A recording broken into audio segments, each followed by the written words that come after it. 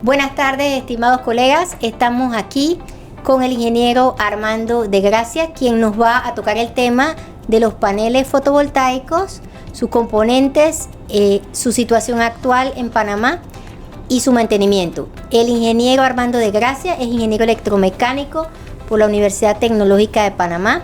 Es el presidente y representante legal de Solar Solution Supplier, empresa que se dedica precisamente a este tema. Tiene una maestría en docencia superior y también en finanzas, por lo cual conoce muy bien los retornos de inversión y los parámetros financieros y de eficiencia económica. Con nosotros pues el ingeniero de Gracia, quien es además director del Colegio de Ingenieros Electricistas, Mecánicos y de la Industria. Muy buenas tardes a todos, gracias arquitecta Carla por la progresión, agradezco la oportunidad que nos brinda. Bueno, el día de hoy voy a hablar sobre el tema de energía solar en Panamá, enfocado a la parte de la tecnología, lo que usted señaló, los componentes, los beneficios, tanto ambientales como económicos, como también la parte de mantenimiento, muy importante que se descuida mucho, ¿no? El objetivo del evento de hoy, quiero compartir a ustedes cómo se ha desarrollado, cómo evolucionó esta tecnología a través de los años, su impacto en el desarrollo nacional y cómo a través de los arquitectos se pueda potenciar en la industria de la construcción este tipo de proyectos, ¿no? Vamos a comenzar con el marco regulatorio y los objetivos. El marco regulatorio nace de una ley, la ley 45 del 2013, que establece las condiciones que me permiten a mí como promotor de desarrollar proyectos de energías limpias en Panamá y interconectarme a la red eléctrica. Antes de ese 2013 no había existido esta ley fue jurada a base de la Asamblea Nacional y fue 3 años después, en el 2016, que a través de una resolución de la SEC se reglamenta el código de red fotovoltaica, que ya nos permite a nosotros desarrollar este tipo de proyectos. Y dentro de ese código, para desarrollar un proyecto en Panamá hay que hacer un plano, tiene que tener un permiso de un diseño.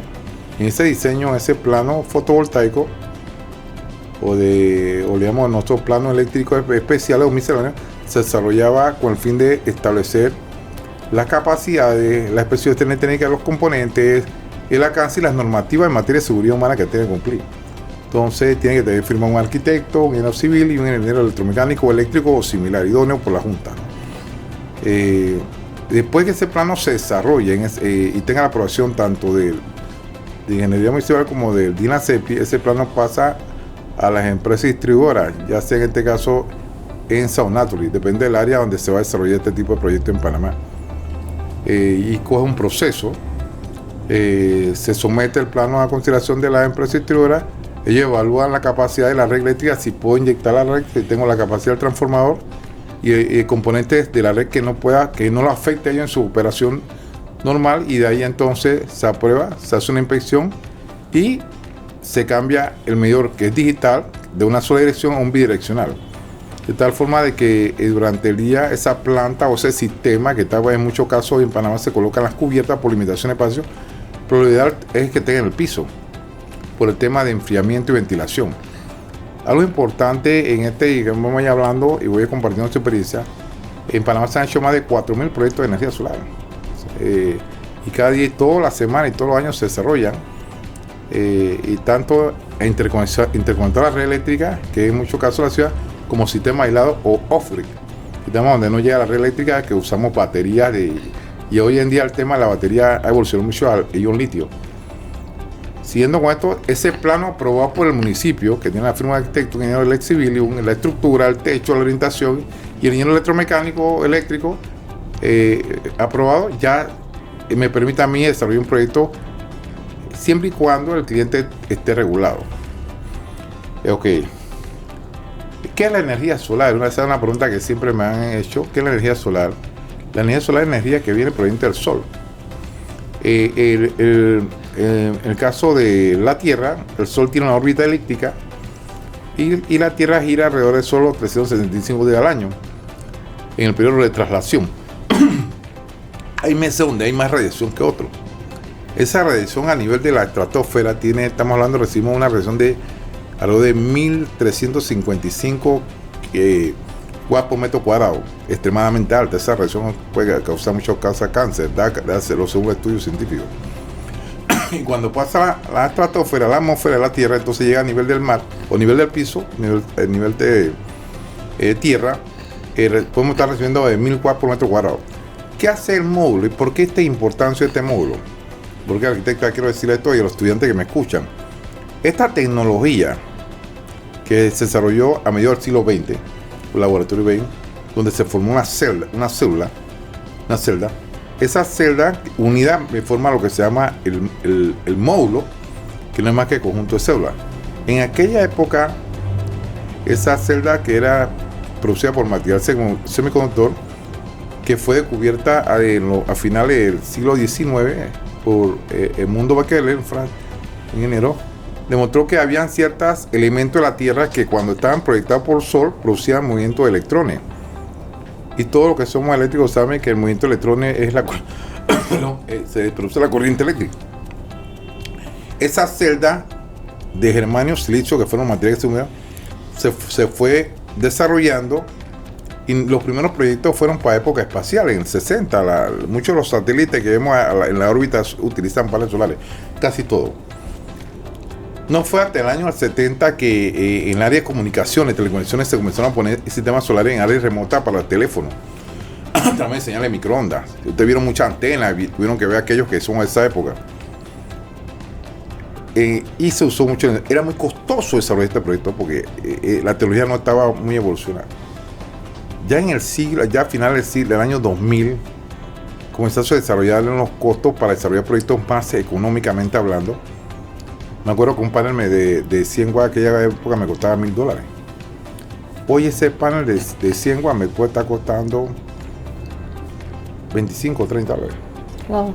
O sea, el beneficio a lo largo del año ha sido, la dimensión de los precios ha sido increíble. Ok. Volviendo al tema importante de cómo se evoluciona la energía, y voy a enfocarme más a lo reciente porque es lo que más nos interesa, ¿no? En estos últimos 5 años, vamos a poner, ¿por qué no? Entre los 10 y 5 años, la tecnología comenzó a generar, en el 2015, comenzaron drásticamente los fabricantes de estos sistemas, sobre todo los fabricantes de módulos, a ser más eficientes. Y los módulos eran más grandes, más potencia y mucho más económicos. Lo que eso impulsó a que esta tecnología fuera más, en teoría, más beneficiosa, no solamente la parte ambiental, sino la parte económica. Más rentable poner paneles solares. Lo mismo que vamos a ir enfocando, entonces la energía solar en conjunto es como captamos la energía del sol electromagnética, esa radiación la transformamos en energía eléctrica. Y la ventana de los paneles solares no tienen partes móviles, no se mueven, las celdas son fijas. Generalmente lo colocamos en una estructura fija, siempre orientando hacia el sur. Acuérdate que el sol gira de este a oeste, entonces el panel va, y como Panamá está en una orientación de entre 9 a 15 grados, yo siempre recomiendo que los módulos se tengan un ángulo entre 10 a 15 grados, sería el ángulo óptimo para colocar, pero muchas de las cubiertas no tienen esa inclinación. Entonces nunca vamos a aprovechar la máxima radiación solar, sobre todo en las horas de sol pico, que se dan entre las 2 y 1 de la tarde. Por lo tanto, este tipo de componente que yo siempre he dicho que después del invento de Thomas Benson, arquitecta, el módulo solar viene a ser un invento muy significativo del siglo XX en la parte de energía, sobre todo limpia. Porque tú puedes poner paneles en cualquier parte del mundo, pero no puedes poner eólica, aerogenerador en cualquiera, porque en cualquiera no tenemos ese viento permanente y constante, ¿no? Entonces, en Panamá tenemos un mapa solar, así como hay un mapa sísmico.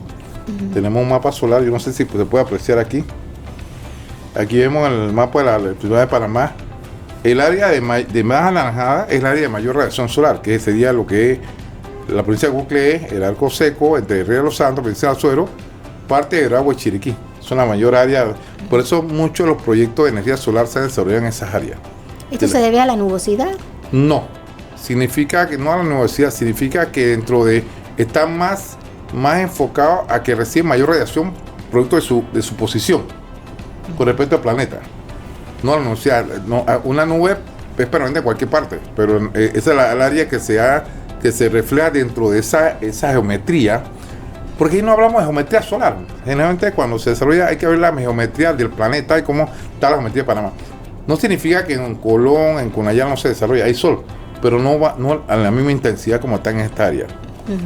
Entonces, eso es importante, sobre todo, por eso es que la pregunta que me pueden hacer es que, por eso es que muchos parques se han desarrollado en esas áreas. Coclé, ahí está el parque eólico, hay parque solar, hay Veragua, el Río de los Santos, ustedes pueden ver una serie de proyectos que se han desarrollado. Pero avanzando con el tema, que es la parte, aquellos que no conocen la tecnología, estoy pensando en mis estudiantes o los que nos están escuchando, existen 3 tipos de sistemas solares. Los sistemas solares que son interconectados a la red eléctrica, que lo llamamos on-grid, que sería el conjunto de paneles que generalmente usted lo ve en las casas, en las cubiertas, en los techos, o son techos fotovoltaicos, y después de ahí baja a lo que se llama el inversor, que no es más que un dispositivo que convierte la señal de corriente directa a corriente alterna. Ese componente inversor es muy importante, y de ahí entonces y cumpliendo con la norma, su varilla puesta a tierra, el cable positivo, el rojo positivo, el negro negativo, y eso funciona de tal manera que durante el día, cuando recibimos la radiación electromagnética, parte de la energía que generan los paneles solares se va a la carga de la casa, y el excedente se va a la red eléctrica, va al transformador. Y ojo, esto es importante, aquellos que se dedican al diseño. Si el transformador de 25 kVA, que es un tanquecito que ven en los postes, yo no puedo instalar más paneles que lo que me dice el transformador. Puedo crear un problema de sobrecarga. Así que eso el ingeniero que desarrolla este tipo tiene que conocer, ¿no? También el sistema solar, además, mejora la factor de potencia, no contamina, son beneficios. Tiene beneficio económico. Vamos a ir posteriormente a la parte financiera, que es la parte que usted me enfocó, que le interesa mucho, que tiene un retorno. Ese sistema durante el día inyecta la red eléctrica, el excedente va a la red. De noche, cuando no hay sol, el sistema se apaga y toma energía a la red para cubrir mi necesidad de energía en la casa. Al final del mes, el periodo tarifario son 30 días. Lo que yo generé durante el mes menos lo que yo consumí de esa energía es lo que yo pago. Si generé más, y en Panamá se reconoce un 25%. Hay países que tú no puedes inyectar la red. Ahí antes se llama generación neta cero. O sea, hay dispositivos que no me permiten por tema de regulación. Pero aquellos proyectos que se desarrollan con inyección de red, como en el caso de Panamá, te reconocen un 25% el código. Son bien vistos y eso genera beneficio. Generalmente las personas que instalan estos sistemas son las que pagan mi estudio arriba de $150 mensual en facturación eléctrica. Si fuera el caso que es una persona que paga $20 o está subsidiada entre los 300 kWh mes hacia abajo, realmente no instala paneles solares. Yo le digo, yo prefiero comprar una lámpara solar de esto de 100 watts, pon un poste ahí y tú alumbras con eso. Tú no requieres tanta energía. Pero hoy en día, visto que el nivel de calor, la temperatura que hay, sobre todo en el verano, tú requieres aire acondicionado. Entonces eso y el aire acondicionado más genera mucho consumo de energía. Así que los paneles vienen a aliviar un poco el tema de energía. Ese tipo de sistema que yo inyecto a la red, generalmente en Panamá se conoce como generación distribuida o generación de autoconsumo. Pues tú cubres tu consumo y parte lo inyectas. Y para llegar a eso tú tienes que hacer un acuerdo con las empresas eléctricas. Lo que no puedes vender energía, el excedente no lo puedes vender, te lo conocen al precio que ellos compran energía, no a la tarifa. Entonces son detalles muy importantes que el usuario final debe conocer. Claro. Yo exhorto a aquellos que desarrollan proyectos de arquitectura en los techos, piensan, el techo tiende, voy a hacer énfasis, el techo tiende, para producir la mayor radiación de energía, tiene que terminar hacia el sur, con una inclinación entre 10 a 15 grados o 20, depende, porque eso me ayuda en época cuando llueve, el polvo que se aire a las partículas de agua de vidrio templado que vamos a ver, se remueven. Y otra cosa importante es no tener sombras permanentes, no puedo tener árboles. Yo me ha tocado que desde que voy a ver un proyecto, yo hago mi estudio de sombra. Y lastimosamente le puedo decir al cliente que no puedo poner paneles porque usted tiene sombra permanente. Y importante la seguridad. La mayoría de los fuegos que se dan, de los pocos casos, es porque, y se da de día, de noche no, porque tú no tienes energía. Se da en horas de sol pico donde hay mayor generación y ahí se pueden formar una mala conexión de los conectores MC4 o conectores mecánicos. Se puede producir un arco eléctrico y ahí es donde se producen los fuegos. Ese es el sistema de lo que se llama de inyección. El otro sistema es el sistema aislado. No me conecto a la red eléctrica. Ahí es donde entra la batería, la fuente de almacenamiento. Tengo los paneles en el techo o en el piso. Y algo importante que, dando docencia, la estructura que se utiliza para colocar este tipo de módulo es o aluminio ionizado o acero galvanizado. Son los dos elementos, los materiales que se utilizan. Y vienen ya con ciertos elementos de aluminio o acero inoxidable para evitar la corrosión. Porque Panamá tiene una humedad muy alta y la corrosión, si estamos cerca del mar, se da mucho la corrosión. Entonces, no se usa aluminio, se usa cobre para los cables eléctricos. Hago énfasis en eso. Y para mí, el diseño es un arte. Como ustedes, de verdad que hay que ser creativo. Entonces, las personas que desarrollan estos proyectos tienen que estar claramente enfocadas de que tienen que pensar en mantenimiento. Yo veo a veces muchos paneles que los colocan muy pegados y no le dan espacio para hacer mantenimiento. Entonces a la hora de hacer limpieza les cuesta. Entonces siempre pensando también, y no pueden estar muy pegados porque genera mucha calor. A la hora de hay transferencia de calor, ese calor debe ser, por ventilación forzada, debe ser removido de las partes para poder que el panel sea eficiente. Si el panel recién no tiene se pega mucho al metal, se genera lo que se llama no un cortocircuito térmico, sino ese gradiente de temperatura hace que el panel sea menos eficiente. O sea, el tema de la temperatura es importante en la ubicación de los paneles, por eso es la ventilación cruzada en estos sistemas. El inversor, recomiendo que es el segundo componente más importante. Se debe colocar en un lugar donde no se mueve, no le pegue sol, aunque hay que vienen con un IP65 que se puede mojar un poco, pero mi experiencia para cubrir y que no tenga ventilación forzada. Si el sistema en sí, como estamos hablando del sistema grid, estos inversores para los sistemas fuera de la red eléctrica son inversores híbridos o lo que llaman inversores cargadores, porque yo tendría paneles solares, inversor cargador, un banco de batería, la fuente de almacenamiento y mi carga. Esos son los tres componentes principales. La buena noticia es que la tecnología también de inversores híbridos ha mejorado. Los precios han bajado. Las baterías antes que se usaban, me acuerdo de cuando yo comencé hace 30 años, Carla, eran de plomo ácido contaminante. El plomo da cáncer, o sea, eso es contaminante. Elemento nocivo lo usamos en los carros porque son baterías para tracción, pero no son baterías para paneles solares.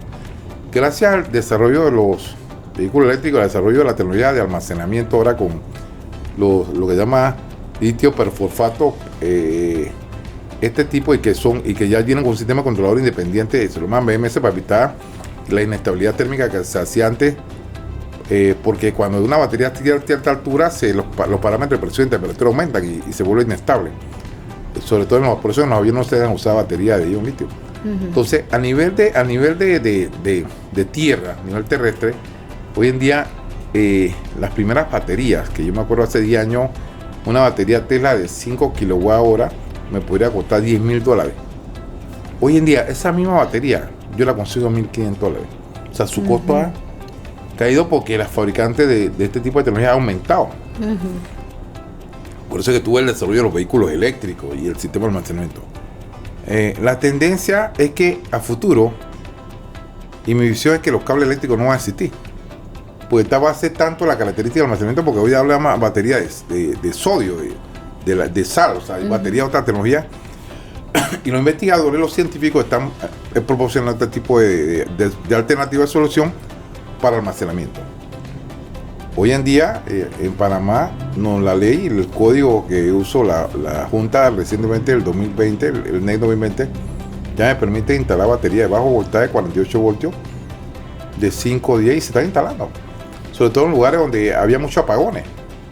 Ya tú no dependes de la red eléctrica, tú puedes tener tu sistema independiente eléctricamente y deja de pagar una alta facturación, que es lo que buscan la mayoría de los inversionistas, la mayoría de los usuarios. Porque además que la energía es una necesidad. Nada se mueve sin energía, arquitecta. Correcto. Una casa, si no tiene energía, no funciona. Es un elemento vivo que, aunque usted lo ve que no se mueve, tiene ciertos, es como una circulación, la sangre, los conductores eléctricos circulan, los electrones que circulan por ese sistema eléctrico o fotovoltaico interaccionan con la vivienda. Entonces, es el sistema on-grid batería que vamos a ver, y el otro sistema que es el sistema híbrido, que ya veo híbrido, que me permite tanto almacenar como conectar a la red. Este es el sistema que yo más aplico hoy en día, porque la red viene siendo para mí un respaldo eléctrico. Se va la energía de la red, quedo yo con batería. Me acuerdo que en el 2023, si la memoria no me falla, hubo un apagón, para casualmente apagó ahora recientemente de diciembre, un 24. Y muchos negocios perdieron mucho dinero, sobre todo, yo me acuerdo una amiga que tenía un salón de belleza, que tenía 45 clientes, ponte que cada cliente le está cobrando entre 40 y 50 dólares por corte de cabello. Perdió porque no necesitaba la energía para poder operar. Entonces, en ese tipo de situaciones, donde usted, la energía es una necesidad importante para poder operar, las fuentes de almacenamiento hoy en día que hay evolución, que son más económicas, menos contaminantes, que antes, que la batería de ácido plomo AMG o gel, que era la que se usaba antes, que tiene una vida útil de 2-3 años, y la de ácido plomo, la de litio pueden durar entre 8 a 10 años. O sea, su inversión es mucho mayor. O sea, entonces, o sea, que no solamente ha bajado el precio, sino también se ha extendido. Se ha extendido su vida útil. Y ese es un aspecto bien positivo sobre esta tecnología. El desconocimiento de las ventajas está en que nosotros como país, nosotros como docentes, nosotros como catedráticos, nosotros como arquitectos, ingenieros, debemos enfocarnos en ese tema, de darle al usuario final esa alternativa, no solamente del beneficio ambiental y económico, sino también pensando de que va a haber una revolución. Estamos haciendo una transición energética buscando siempre hacia no depender de la red, hacia combustibles fósiles, petróleo, ya eso pasó, vamos a pasar entonces, Volviendo a los componentes, ingeniero de Gracia, cuéntanos un poquito sobre la vida útil de los distintos componentes, de los módulos, del inversor, ¿no? Del cableado, ¿no? Sí, ¿Cómo son esas vidas útiles? Mira, un módulo debe durar, debe tener 25 o 30 años. ¿Y mantiene la misma eficiencia a lo largo de ese periodo? Nada es perfecto. Con el tiempo se puede gradar un porcentaje, ponte entre un 8 a un 10% de degradación. Pero yo he visto módulos que ya tienen más de 30 años y siguen funcionando. Lo único que, como cualquier sistema, tiene que haber una cultura de mantenimiento. ¿Cómo se llama el mantenimiento? Agua sin químico. Agua sin químico, que no sea la pluma, sin cloro, o sea, agua del pozo, o agua lluvia. Entonces tú remueves las partículas de polvo que se hieren, a evitar que se golpee, evitar que tenga buena. Por eso es importante la instalación. Y es más fácil darle mantenimiento a los módulos en el piso que en el techo. Porque a la hora de dar mantenimiento a la cubierta tienes que mover los módulos. Entonces entonces los módulos tendrían una vida entre aproximadamente 25 de 25 a 30 años. ¿Y los otros componentes? Vamos a ver, los inversores de hoy en día, vamos a hablar lo actual. Porque yo no creo que le haya pasado, lo pasado ya pasó. Los inversores están diseñados para tener una vida útil de 20 años. Sobre todo los inversores que no tienen partes móviles, que no tienen ventilación forzada. Eso en la hora de comprar un inversor, eso es lo principal. Y hay marcas que ya están, no quiero mencionar a mí, y lo mismo que los microinversores, porque eso es el otro elemento, los microinversores que se colocan en el techo, que ya vienen con rapid shutdown, que son protección en caso de que haya un incendio. En el caso, voy a ver los inversores de REC o inversores híbridos. La idea es que no tengan la parte forzada, porque así pueden alcanzar esa vida. La mayoría de inversores hoy en día se fabrican de pequeña potencia sin ventiladores. Los primeros inversores, y quiero hacer, tuvimos mala experiencia en los primeros proyectos, porque para un país muy húmedo y muy temperatura, se entraban bichos. El calor se mojaba, la humedad, el vapor de agua, daña mucho inversores y teníamos que hacer casetas para colocar los inversores dentro de áreas con ambiente artificial controlado o aire acondicionado. Y eso logró proteger más el sistema. Pero hoy los fabricantes ya hacen inversores para el trópico. No lo mismo inversor para Rusia, Moscú, países nórdicos, que un inversor para el trópico, en el caso de Panamá, donde la radiación es mucho mayor y la humedad también. Entonces, esa es la vida útil. El caso del inversor. El caso del cable puede durar 25 o 30 años lo mismo. Generalmente no sé, debe ser cobre, no aluminio. Ropa positivo y debe ser cable solar para la parte DC, que es los módulos. Y los cables, según la norma eléctrica en Panamá, de fase aquí, el neutro, importante la puesta a tierra, tanto en la estructura como en el inversor. Importante las protecciones tanto en la entrada DC como en la entrada C. Y que la configuración hoy en día me permite, ellos interactúan, los inversores somos los celulares, tienen monitoreo remoto. Yo puedo dar una aplicación sencilla y cualquier joven lo puede ver tu producción de energía en tiempo real, en cualquier parte. Y oye, y no solamente el inversor, parece la clave del sistema es tener un buen módulo eficiente y un buen inversor que tenga una eficiencia como del 99%. Para mí un módulo en 23, 24.1 hacia arriba, un módulo en estos momentos bien eficiente. Imagínate, yo te estaba hablando que hace 10 años un módulo de 100 me podía dar $10,000. Hoy en día un módulo de 650, que es el que más desarrolla, de más de 144 celdas, con una caja que es importante, la IP68, me puede estar costando $84. Si lo compro en volumen. Claro. Pero eso involucra también de que el usuario final, o sea, el cliente final, contrate una empresa que tenga idónea, que tenga instaladores fotovoltaicos capacitados, porque no cualquier electricista instala este sistema. Porque en la medida que yo atiendo cadena, y es una de las preocupaciones que tengo en la parte de mantenimiento, arquitecta Carla, los mantenimientos de los paneles solares se dan en la hora temprana de la mañana, que hay humedad, o en la tarde, no al mediodía. ¿Por qué usted cree que se da eso? Porque hay demasiada radiación. Así mismo. Sí. Entonces tengo un voltaje de arco muy, muy alto. Yeah. Entonces estoy expuesto a más riesgo. Entonces la mañana que sale el sol hay humedad y eso me permite remover las partículas con más, Claro. y más Eso frío. sería la limpieza, El mantenimiento de los módulos. Ajá. ¿Y las otras actividades de mantenimiento cuáles serían? El caso de la estructura, verificar si hay corrosión. Eso se hace físicamente. Podemos usar termografía para ver cuáles son los puntos calientes. Si hay una mala unión, una falla, nos vemos como si fuera una pistola. Tú ves que ese es un punto caliente, hay que corregirla. Se hace una corte y se repara nuevamente. Comprendo. Tienes que tener la herramienta adecuada, no podemos usar cualquier herramienta. El técnico solar tiene que tener sus lentes, su casco, su manga larga, su equipo de protección personal, por el cual puede haber falla el arco eléctrico. Debe identificar cuál es la parte de C y AC, eso es importante. Eso tiene que estar, y la norma de señales, tiene que estar señalizado. Esta es la parte de DC y esta es la parte de AC. Yo recomiendo que el inversor esté lo más cerca de los paneles para evitar pérdidas de energía, pérdidas de producto de la distancia. Que el cable sea protegido, bien protegido, para evitar hasta los roedores.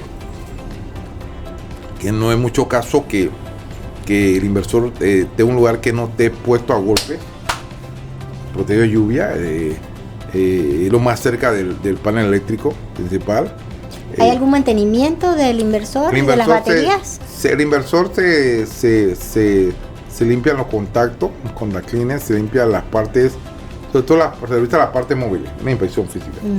Se revisa temperatura, parámetro eléctrico, es más que todo una inspección proactiva y se verifican los parámetros, ¿no? ¿Cada cuánto tiempo? Generalmente nosotros lo hacemos cada 6 meses o en caso extremo 1 año. Porque si el lugar está muy lejos, nos cuesta mucho llegar.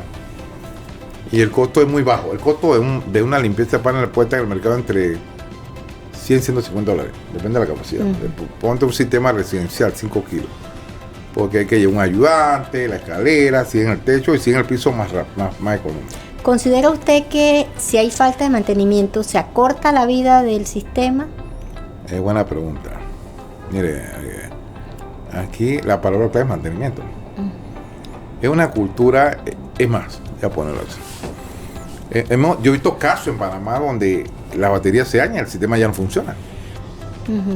Baterías por más de 10 años que no le han cambiado la batería. Y no significa que la tecnología es mala, sino que no se le dio el mantenimiento del cambio de batería, que depende de la vida útil. El tema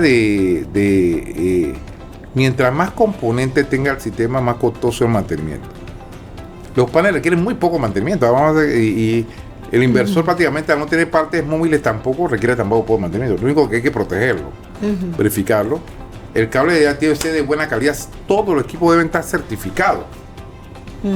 Es algo que yo le hablaba a todos mis estudiantes, que yo no compro nada que no esté certificado UL, porque el mundo solar está dividido en dos planos: el UL, el americano, y el ISO, el europeo, o el asiático.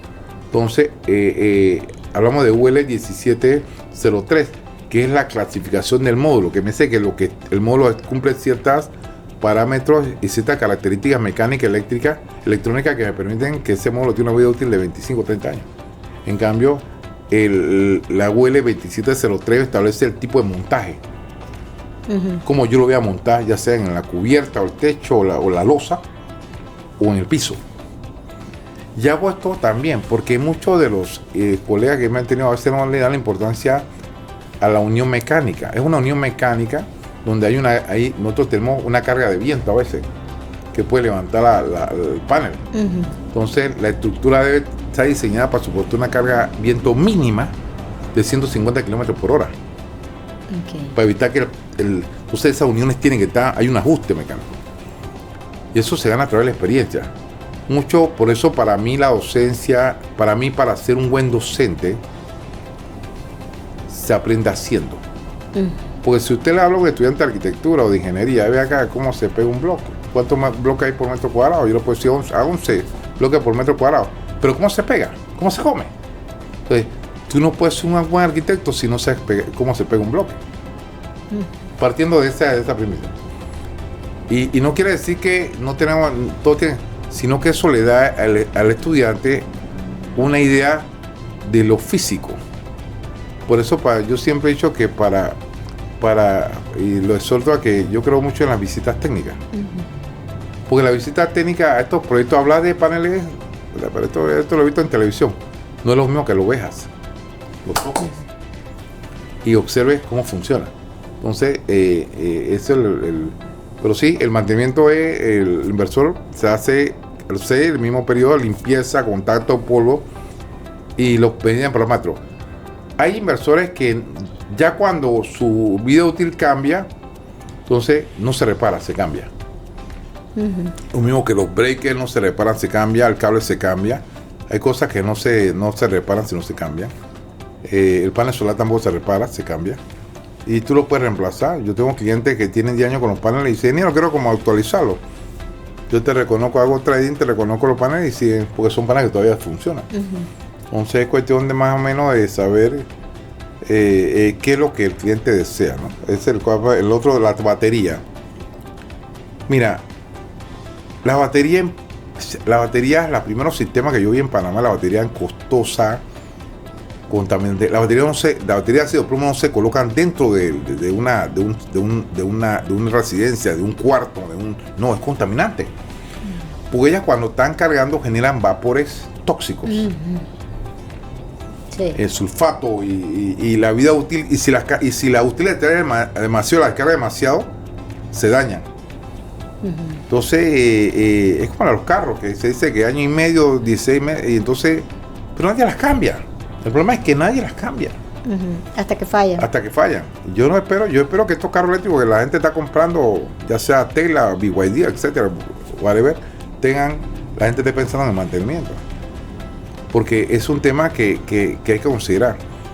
Y para mí, comprar una batería tiene que estar certificada, generalmente son de 48 voltios, sobre todo los sistemas solares, pues el inversor viene con voltaje estándar. Y hay buenas baterías. Hoy en día la batería se consigue a un buen precio, pero el mantenimiento es sencillo. Los bornes, las uniones, revisarlas, conectarlas, hacer pruebas de densímetro, ver físicamente si fueron recalentadas, Y más que todo, en todo está verificar los cableados. El cableado es un síntoma de que la batería está funcionando bien. Si hay algún borne no ajustado, se forma un arco eléctrico y eso me crea un problema. Pues hay que siempre ajustarlo. Más que todo ajuste mecánico, ¿no? El tema de los soportes, la estructura de los paneles, evitar la corrosión, muy poco mantenimiento. El aluminio, no unir el aluminio con el acero. Hay elementos que... Y los pernos que se usan también hay que considerar que tienen que tener una felpa para evitar que haya corrosión entre un metal y otro, porque en metalurgia el metal más fuerte se come el más débil. No hace uniones de cobre con aluminio, usar los terminales. Mira, en el mundo como cualquier sistema, hay materiales no certificados y certificados. La ventaja de comprar un material certificado UL es que te va a durar más al comprar un genérico. ¿Cuáles son las reparaciones más comunes que usted ha visto a lo largo de estos años en los sistemas fotovoltaicos, ingeniero? Mire, cambio debido a que los primeros inversores tenían muchos problemas y Panamá era un país muy húmedo y había, sobre todo en verano, temperatura muy caliente. Lo que más se da son los cambios inversores. Los cambios inversores, los primeros inversores que llegaron a Panamá no eran muy buenos. Aquellos que tuvimos la oportunidad de comprar aquella época, nos dimos cuenta de que los fabricantes se enfocaban a países con más de europeos, más de temperatura más entonces los dispositivos electrónicos que venían esos equipos eran muy sensibles a las temperaturas, a la alta temperatura, y se dañaban. Entonces ahí después descubrimos que había que colocar un ambiente artificial, porque la ficha técnica de esos equipos te dice cuáles son los rangos de temperatura que soporta, entre menos 30, lo mismo que los módulos. Otro elemento era se usaban fusibles antes, y eso no se usa ahora, se usan interruptores termomagnéticos DC. El otro tema es que no había repuesto, o sea, si hay un módulo ya no podíamos repararlo, no las tarjetas. Más que todo la parte del inversor era lo que más se daña y se dañó. Lo demás se mantiene intacto. Son los problemas más comunes. El caso de la batería era batería de ciclo profundo de 3000 ciclos de carga y descarga. O sea que un día es una carga. Si son 3000 ciclos y el año tiene 365 días, cada día representa un ciclo. Pues tú cargas de día y la noche la usas. Esa fuente de almacenamiento de energía que en muchos casos se dio en Panamá, muchos sobrecargaban el sistema y dañaban la batería. Entonces ya el sistema no operaba. Y después no tenían dinero para comprarla. Yo recomiendo que todos los sistemas solares que vayan a instalar en las casas sean independientes de la recámara, tengan su nicho, su espacio para protegerlo, tanto el inversor como la batería. No más cerca de los módulos, y que los módulos traten que no vayan al techo, sino en el piso. Si no se puede en el piso, entonces en el techo. Y que las cubiertas tengan la capacidad de carga para poder, y no pegarlos tanto, siempre mirando hacia el sur, porque vuelve a ser el sol, y que tengan claro mecánicamente. Si la instalación, que es un arte, si el diseño es un arte, perdón, si la instalación la hacen bien la primera vez, no hay problema. Y siempre creo que sean personas idóneas certificadas para que tengan experiencia para hacer ese tema. Una pregunta entonces, ahora yendo a lo económico, ingeniero, ¿cómo estima usted el tema de la inversión inicial versus los costos de mantenimiento a lo largo de ese ciclo de vida es un buen de los sistemas? Hoy en día un sistema, los precios han bajado, te dije, ¿no? Un sistema hace 6, 7 años de 5 kilowatts me podía estar costando $7,900. Ahora ese mismo sistema hoy en día me cuesta $4,500. ¿De costo inicial? Sí, de costo inicial, lo que es la inversión. Ese sistema me debe cubrir un consumo entre 800 y 1,000 kWh mes. Si tú estás pagando $300 por mes y de facturación eléctrica, tú al año pagas $3,600. ¿Está bien? Sí. $3,600 estás pagando o sea, lo que pagaría la facturación eléctrica. Si el sistema te cuesta $4,500, tú vuelvo, repito, dependiendo del sistema, tú en 2 años y medio, 3 años, tú recuperas tu inversión. Acuérdate que el consumo no es perfecto. Ahí va a haber meses que tú consumes energía que otro. Eso ha pasado mucho. Ahí, sobre todo en la época de verano, tú consumes mucho aire acondicionado. Pues tú no quieres tener tu casa con la calor enferma. Entonces tú utilizas tu aire acondicionado con mucho más tiempo y requiere mayor consumo de energía. Pero también el verano produce energía solar. O sea que una cosa compensa a otra. Importante que quiero señalar, el mes que más se produce energía solar es marzo. Tiene la mayor cantidad de radiación. Y el mes de menos radiación es junio. O sea, tienes que también sopesar que va a haber meses que tú produces más energía y consumes energía que otros. O sea que no va a ser igual en todos los meses. No porque tú instalas una planta solar de 5 kilowatts nominal, que es la potencia del inversor, que puede equivaler a un 20%, o uno, por decir algo, o unos 6 kilowatts pico, o 7, según el caso, depende del inversor, que los kilowatts pico es la potencia de los módulos. Y quiero aclarar esto. Una cosa es porque el módulo solar realmente es una planta eléctrica, en vez de usar diésel o gas natural o búnker, utiliza la energía del sol. Es una planta eléctrica que produce energía durante el día cuando hay sol. Entonces, el mismo concepto, ¿no? Produce energía, pero menos contaminante. Entonces, hay muchos protocolos que a lo largo de los últimos años de Kioto y otros para ver el tema de cambio climático. Hoy en día la sociedad panameña, nosotros los ingenieros arquitectos de este país, debemos enfocarnos a la eficiencia energética, a reducir nuestro consumo eléctrico, a usar el equipo más eficiente, a cubrir las necesidades básicas de un hogar, pero con energía limpia. Para mí la mejor inversión, como yo te digo, si yo como financista, yo invierto $7,000 o $5,000 en un sistema y yo en 3 años me recupero mi inversión, durante toda esa vida que tiene más de 30 años de vida, yo voy a tener ganancia. Claro. Mira, te voy a poner el caso de mi casa. Hace 6, 7 años que yo puse paneles solares. Mi esposa un matrimonio, mi esposa se encargaba de pagar la energía eléctrica y yo las casas y las demás compras. Hoy en día mi esposa no paga energía eléctrica. Y usted sigue haciendo la compra. Y yo te digo haciendo la compra. Y ella ya esa plata la usa para otra cosa. Entonces hay un beneficio, ¿no? Claro. Entonces son temas y temas. Hay un beneficio. O sea, ese dinero que tú lo usas para pagar energía, hoy pagarás, puedes ahorrarlo, invertir en un negocio, para tu viaje, para la educación de tus hijos. O sea, tiene un beneficio. Claro, y entonces además de ese costo inicial vendrían los costos de los mantenimientos, por ejemplo, cada 6 meses. Sí, mira, un sistema pequeño, y esto no tiene ciencia, el mantenimiento es algo que yo siempre he dicho que la empresa debe dar por lo menos unos 4 años en su propuesta para mantenimiento. Incluido para que tú haces tu propuesta ya de mano, la instalación, y le das 4 años, 2 visitas por año. Al cabo de 4 años ya el cliente debe tener conocimiento para que él mismo pueda hacer su mantenimiento. Y así reducir más los costos de mantenimiento. Un costo de mantenimiento anual puede estar entre $100 y $150 por lo más caro. Por visita. Por visita. Porque hay que ver el combustible, transporte, generalmente van 2 personas. No puede una agarra la escalera, la otra está arriba limpiando. O sea. Sí. Pero es lo básicamente, y eso se hace en menos de un día. O sea, tú lo haces, tú remueves las partículas de polvo, agua, no usas químicos, no usas esa falacia de mito que dice que hay que usar agua en especial, solo es mentira. Agua limpia es como limpiar un vidrio. Un vidrio y al limpiar la superficie del vidrio, la limpieza es importante porque el panel te da más eficiencia. ¿Cómo yo determino cuándo hacer la eficiencia?